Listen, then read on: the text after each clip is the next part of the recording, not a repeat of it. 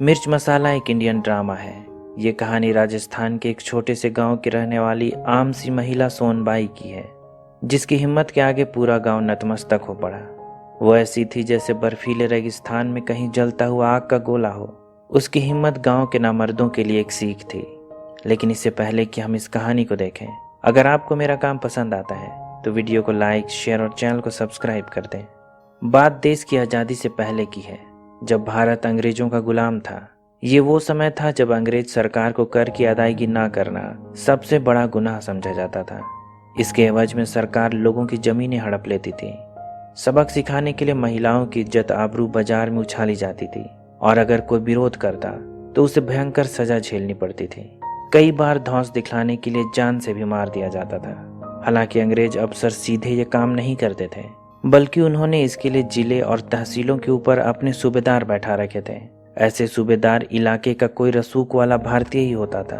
तब के सूबेदार आज के जिला कलेक्टर, न्यायाधीश और इलाके के सर्वोच्च पुलिस अधिकारी की सम्मिलित शक्तियों से भी अधिक ताकत रखते थे।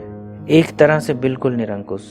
एक दिन राजस्थान के दूर दराज के किसी गांव में इसी तरह के एक सूबेदार ने अपना डेरा जमाया। उस सूबेदार के आते ही उनके सिपाहियों ने गांव की महिलाओं के साथ छेड़खानी शुरू कर दी। मुर्गियां और जानवर लूटने लगे। असल में सरकारी सिपाहियों का चरित्र किसी डकैत की ही तरह था, जो अंग्रेजी हुकूमत के लिए भारत को लूटा करते थे। गांव वाले भी जानते हैं कि जब तक सूबेदार और उसके सिपाही गांव के आसपास रहेंगे, गांव में सबका जीना दूभर ही रहेगा। पर गांव में कुछ ऐसे भी लोग हैं जो इनसे खौफ नहीं खाते हैं। एक दिन जब गांव की महिलाएं झील से पानी भर रही हैं, सूबेदार अपने सिपाहियों के साथ वहां आ धमकता है। बाकी महिलाएं तो डरकर वहां से भाग जाती है, पर उनमें से एक महिला सोनबाई नहीं भागती है, बल्कि सूबेदार से कहती है कि गांव में जानवरों के लिए अलग ताल बनी है, यहाँ से केवल इंसान ही पानी पिया करते हैं। सूबेदार ने डरपोकों की बस्ती में ऐसी तीखी जुबान वाली किसी की उम्मीद नहीं की थी, इसलिए कहता है कि क्या वो इस जानवर को भी थोड़ा पानी पिला सकती है। तब वो कहती है कि इंसानों की तरह पानी पीने के लिए झुककर हाथ फैलाना पड़ता है। तब सूबेदार झुककर पानी पीता है, फिर वहां से चला जाता है। गांव में एक मास्टर भी है जो बच्चों को पढ़ाने का काम करता है और स्वराज की मांग में गांधी जी का समर्थन करता है। इस बात पर गांव के लोग उसका मजाक भी उड़ाते हैं कि उसका स्वराज कब आएगा और कैसा दिखता है, क्या अंग्रेज उससे डर कर भाग जाएंगे। मास्टर जानता है कि इन जाहिलों को स्वराज तब समझ में आएगा जब ये थोड़ा पढ़ लिख लेंगे। अब ये पढ़ने लिखने से तो गए, पर इनके बच्चों को पढ़ा लिखा कर जागरूक बनाया जा सकता है। उसकी कक्षा में गांव के कई बच्चे आते हैं, लेकिन मास्टर के मन में एक कसक है कि गांव की बच्चियां पढ़ने नहीं आया करती हैं। इसलिए एक दिन गांव के मुखियाइन से बात करता है और कहता है कि वो अपनी बेटी को भी पढ़ाए लिखाए। समय के साथ रिवाज भी बदल जाते हैं, इसे बदलना ही पड़ता है। सूबेदार के आने की खबर गांव में फैल चुकी है, इसलिए गांव के लोग उसकी जी हुजूरी करने उसके तंबू के पास जा पहुंचते हैं। सूबेदार भी उनके सामने अपनी ठसक दिखाने से नहीं कतराता है, अच्छे इत्र लगाता है और उनके सामने किसी राजा की तरह पेश आता है। उसने गांव वालों को अपनी ठाठ दिखलाने के लिए एक रिकॉर्ड प्लेयर मंगवा रखा है। गांव वालों के सामने उसकी यही इमेज है कि सरकार बड़े शौकीन है, अंग्रेजों वाले शौक पालते हैं, विदेशी अफसरों के बीच उनका बड़ा रुतबा है, यही तो हमारे माई बाप हैं। पर गांव वाले उससे खौफ भी खाते हैं, क्योंकि सूबेदार जालिम भी उतना ही अधिक है।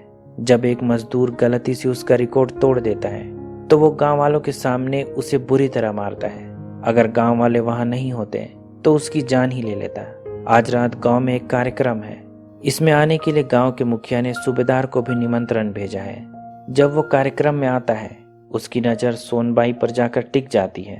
कार्यक्रम के बाद वो उसे अपने तंबू में भेजने की डिमांड करता है और अपनी मूंछों को ताव देते हुए तंबू के अंदर उसका इंतजार करता है। पर यहाँ तो कोई और लड़की आई है। सोनबाई इतनी आसानी से हाथ आने वाली चीज नहीं है, आखिर बड़ी अकड़ है उसमें। खैर कोई बात नहीं, आज सोनबाई नहीं तो कोई और ही सही। सोनबाई का पति गांव का एक मजदूर है, पर शहर से उसकी चिट्ठी आई है। रेलवे में उसकी नौकरी पक्की हो चुकी है, इसलिए गांव छोड़कर जा रहा है। जल्दी ही सोनबाई को भी शहर बुला लेगा, लेकिन तब तक वो गांव में अपने दम पर है। जब भी वो झील से पानी भरने या कपड़े धोने जाती है, सूबेदार उस पर बुरी नजर डालता है। अब तो वो भी समझ गई है कि सूबेदार की नीयत उस पर खराब है।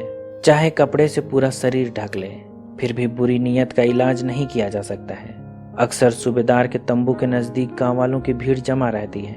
कभी कोई कर की माफी के लिए आता है तो कभी कोई न्याय की गुहार लगाता है। एक सुबह जब सूबेदार अपनी हजामत बनवा रहा था और रोज की तरह गांव वाले उसके पास आना शुरू कर चुके थे, आज भी वो झील की तरफ जाती सोनबाई को देखता है।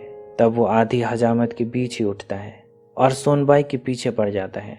फिर बदतमीजी के साथ उसका हाथ पकड़ लेता है और कहता है कि वो उसके तंबू में आए, उसके लिए गाना बजाएंगे, ऐसा जादू दिखाएंगे कि दंग रह जाएगी। सूबेदार उसके शरीर को छूने की कोशिश करता है। तब सोनबाई अचानक से उसके गाल पर जोर का तमाचा जड़ देती है। सूबेदार ने मुंह में पान दबा रखा था, इसलिए झापड़ के बाद मुंह से निकली पान की पीक ऐसी लगती है जैसे सूबेदार के मुंह से खून निकल आया हो। कई गांव वाले भी वहां मौजूद थे।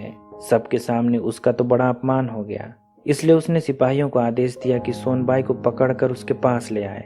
पर आज वो ऐसी भागती है जैसे उसके पर निकल आए हों, घोड़े भी ससुरे पकड़ न पाए। वो भागती छुपती एक मसाले के कारखाने में घुस आई। सोनबाई यही काम किया करती है। कारखाने के दरवान ने जब सोनबाई को घबराई हुई देखा तो कारखाने का दरवाजा बंद कर दिया और सिपाहियों को कारखाने के बाहर ही रोक दिया। सिपाहियों के लाग धमकाने के बाद भी उसने दरवाजा नहीं खोला, क्योंकि वो समझ गया था कि वे क्यों सोनबाई के पीछे पड़े हैं। ऐसे बहु बेटियों की आबरू पर हाथ नहीं डाला करते। दरवान अबू मियाँ एक बुजुर्ग आदमी है। उसका एक पैर कब्र में है, दूसरा भी कब कब्र में उतर जाएगा कहा नहीं जा सकता है। दिल का मरीज मालूम पड़ता है। लेकिन जब सिपाही छत पर चढ़कर अंदर आने की कोशिश करते हैं तब उसने सिपाहियों पर अपनी दुनाली तान दी। अगर अंदर आने की जुर्रत की तो खून बहेगा। तब सिपाही भी वहां से चले गए। ऐसा लगा जैसे मामला ठंडा पड़ गया। इधर गांव में भी ये किस्से घूमने लगे कि जब सूबेदार ने सोनबाई के साथ जबरदस्ती की तो उसने सूबेदार की गाल पर इतने जोर का झापड़ जड़ा कि उसके दांत टूट गए और मुंह से खून निकलने लगा। सूबेदार भी चुप बैठने वाला नहीं था। अब तो बात उसकी शान पर आ पड़ी थी। एक मामूली सी लड़की कैसे उससे उलझ सकती है, उसे सबक सिखाना ही होगा। वो कारखाने के मालिक जीवन सेठ को बुलाता है और कहता है कि वो दरवान से कहे कि उसके सिपाहियों के लिए दरवाजा खोले। वो चाहे तो दरवाजा तोड़वा सकता है, लेकिन याद रखे कि अगर दरवाजा तोड़ना पड़ा तो गोदाम के ताले भी टूटेंगे, तुम्हारी तिजोरी भी टूटेगी। डर के मारे कारखाने का मालिक जीवन सेठ उसकी बात मान लेता है। वो कारखाने पहुंचता है और अबू से कहता है कि उसने दरवाजा क्यों बंद कर दिया है, वो दरवाजा खोल दे, उसे गोदाम से कुछ सामान निकलवाना है। पर अबू दरवाजा खोलने से पहले सीढ़ी लगाकर बाहर देखता है कि क्या वो सच में सामान निकलवाने ही आया है या साथ में सिपाहियों को भी लेकर आया है। वो देख सकता है कि सिपाही भी उसके साथ हैं, इसलिए दरवाजा खोलने से मना कर देता है। तब सेठ उसे नौकरी से निकालने की धमकी देता है, पर अबू कहता है कि वो इस कारखाने का दरवान है और उसका काम केवल सामान की रखवाली करना नहीं है, बल्कि यहाँ काम करने वाली महिलाओं की हिफाजत भी उसकी जिम्मेदारी है। आखिर सेठ तुम्हारी क्या मजबूरी थी कि तुम्हें ये सब करना पड़ा? क्या उसे पता नहीं है कि सोनबाई के साथ वे क्या करेंगे? अबू ने ठान लिया है कि चाहे वो मर जाए, सूबेदार को मनमानी नहीं करने देगा। उन्हें उम्मीद है कि जब पूरे गांव को पता चलेगा तो सभी सोनबाई के हक में खड़े हो उठेंगे। लेकिन कारखाने में काम करने वाली दूसरी बुजुर्ग महिलाएं जानती हैं कि इस गांव का ऐसा चरित्र नहीं है। ऐसी ही घटना पहले भी हो चुकी है। तब सब खामोश थे, किसी ने चू भी नहीं किया था। जब सेठ ये काम नहीं कर सका तो सूबेदार ने गांव के मुखिया को बुलावा भेजा। अब सोनबाई को उसके पास लाने का जिम्मा उसका है। वो इसे एक तरह का लगान ही समझे। वैसे तो मुखिया गांव में सबके सामने रौब झाड़ता है। उसने अपनी बेटी को भी स्कूल से निकलवा लिया कि लड़कों के बीच बैठकर कैसे पढ़ सकती है, क्या यही संस्कार है? लेकिन जब सूबेदार ने सोनबाई को उसके पास लाने की शर्त रखी, नहीं तो इसकी बुरी सजा देगा, सारे गांव को जला देगा, डर से उसकी पतलून का नाड़ा ढीला हो गया। उसने आनन फानन में एक पंचायत बैठाई और सारे गांव वालों को इसमें राय देने का प्रस्ताव दिया। मगर उसने तो ये पहले से ही ठान लिया था कि वे सब मिलकर यही फैसला लेंगे कि गांव वालों की भलाई के लिए सोनबाई को पकड़कर सूबेदार को भेंट में दे दिया जाए। लेकिन जब मास्टर ने विरोध किया कि उनसे किसी ने यह कह दिया है कि एक सोनबाई से उसकी भूख मिट जाएगी, आज उसने एक सोनबाई मांगी है। अगर उसे पता चलेगा कि गांव में केवल नामर्द भरे हैं और उसकी एक घुड़की पर उसके सामने भेड़ की तरह मिमियाने लगते हैं, तो क्या गारंटी है कि वो कल किसी और लड़की की मांग नहीं करेगा? कल को उसने मुखिया तुमसे तुम्हारी पत्नी मांग ली, तब तुम क्या करोगे? इस बात पर मुखिया गुस्से से आग बबूला हो जाता है और मास्टर पर गुस्से से टूट पड़ता है। यही गुस्सा उसे सूबेदार को दिखलाना चाहिए, पर वहां तो डर से हालत खराब हो जाती है। जिसने उसके प्रस्ताव का विरोध किया उसने डांट डपट कर उन्हें शांत करा दिया। फिर अपने जैसे कायरों का झुंड बनाकर सोनबाई को लेने कारखाने की तरफ चल पड़ा। लेकिन जब मुखिया की पत्नी ने देखा कि उसके पति से मामला नहीं संभल रहा है, तब उसने खुद गांव की महिलाओं को इकट्ठा किया। कई आई और कई डर से घर में ही रहीं, पर उन्होंने अपने पतियों की कायरता जताने के लिए उनके सामने बर्तन बजाए। फिर भी नामर्दों पर इसका कोई असर नहीं हुआ। कारखाने के अंदर बंद महिलाओं की हालत भी खराब थी। उन्हें डर सता रहा था कि सिपाही अगर अंदर आ गए तो उनके साथ क्या होगा। कई तो इस पक्ष में थी कि सोनबाई चुपचाप सूबेदार के पास चली जाए, सारी समस्या बिना झंझट के टल जाएगी। जरूर उसी ने सूबेदार को उकसाया होगा, नहीं तो कोई भी क्यों इस तरह उसके पीछे पड़ेगा। उसी की गलती है। एक महिला राधा जो सूबेदार के साथ सो चुकी है, उसने तो उसे ये भी कहा कि वो उसका दीवाना है। उस दिन जब वो उसके पास गई थी, वो उससे केवल उसी के बारे में पूछ रहा था। सूबेदार उसे उपहार भी देगा। तभी गांव के लोग कारखाने के पास पहुंचते हैं। एक बार के लिए लगता है कि सारे गांव वाले उनकी मदद के लिए आए हैं, पर वे तो सूबेदार की दलाली करने पहुंचे हैं। मुखिया कहता है कि किसी एक की वजह से पूरे गांव में आफत आ रही है, तो उसे अपनी कुर्बानी देकर पूरे गांव को बचाना चाहिए। पंडित भी कहता है कि यही उसका फर्ज है। मुखिया अब्बू से कहता है कि वो दरवाजा खोल दे। अब्बू मियाँ को उम्मीद थी कि गांव वाले उसकी मदद के लिए आएंगे, पर यहाँ तो सब उल्टा हो रहा है। अब तो अब्बू भी अड़ जाता है, जैसे उसने जिद ठान ली हो कि आज मर कर रहेगा। उसने दरवाजा खोलने से मना कर दिया और कहता है कि वो इस जुर्म में भागीदारी नहीं करेगा। जाकर सूबेदार से कह दो कि गांव में एक मर्द मौजूद है, जवान ना सही बूढ़ा है, पर जब तक जिंदा है यहाँ जुल्म की मर्जी नहीं चलेगी।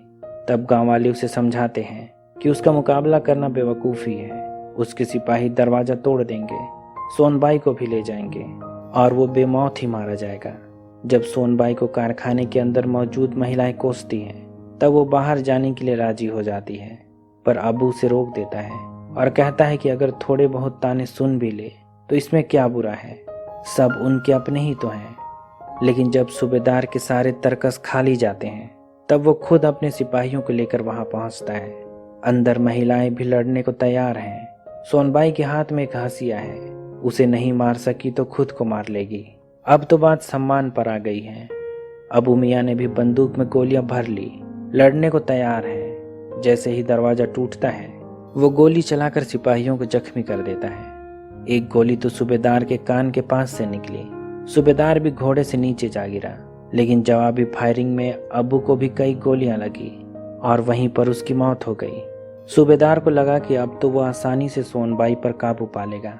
सबसे बड़ी रुकावट हट गई, इसलिए पूरी अकड़ के साथ कारखाने के अंदर अकेला ही घुस जाता है। पर उसे पता नहीं है कि अंदर उसका स्वागत कैसे होने वाला है। सामने सोनबाई दिख रही थी, वो हंसते हुए उसकी तरफ बढ़ता है, पर तभी अचानक दो महिलाएं उसके ऊपर ढेर सारी मिर्ची पाउडर फेंक देती है। सारी मिर्ची उसकी आंखों में चली गई। तेज मिर्ची की जलन से आंखें जलने लगी थी। इस बार मिर्ची की पैदावार भी हाई क्वालिटी की है। फिर तो एक के बाद एक महिलाओं ने उसकी आंखों में मिर्ची पर मिर्ची डाली, जितना हो सकता था डालती गई। उसके सिपाही भी कुछ समझ ना सके आखिर अंदर हो क्या रहा था। जिन आंखों से नजर डालकर सूबेदार ने अपनी नीयत खराब की थी, महिलाओं ने मिर्ची पाउडर डाल डाल कर उसे बेकार बना दिया। सूबेदार अंधा हो गया और उसकी दर्द और तड़प से भरी चीखें सुनकर गांव वालों की आंखों में जमी कायरता की चर्बी बाहर आ गई। कहानी दिखलाती है कि जब मर्द निकम्मे हो जाएं और महिलाओं की आबरू तक की रक्षा करने में नाकारे साबित हों, तब महिलाओं को अपना मामला अपने हाथ में लेना पड़ता है।